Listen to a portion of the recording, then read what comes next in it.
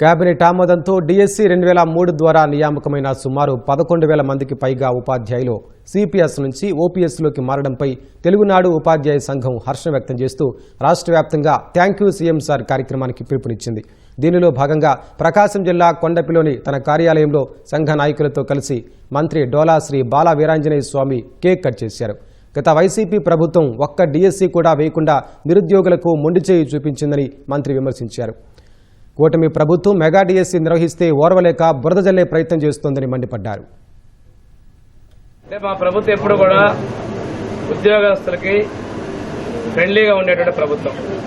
మీరు ఒకసారి చూసుకుంటే పారదర్శకంగా ట్రాన్స్ఫర్ చేయటం, టీచర్లకి ఎస్పెషల్లీ ఆన్లైన్ కౌన్సిలింగ్ చేయటం, అదేవిధంగా రెగ్యులర్గా డిఎస్సి ఇవ్వటం చేస్తే నిన్న ప్రజల చేత తిరస్కరించబడ్డ పార్టీ డిఎస్సీలో అవకతవకలు అని చెప్పి 9 నెలల తర్వాత చేస్తారు. స్పోర్ట్స్ కోట ఇక్కడ హారిజాంటల్ రిజర్వేషన్, వర్టికల్ రిజర్వేషన్ ఉన్నాయి.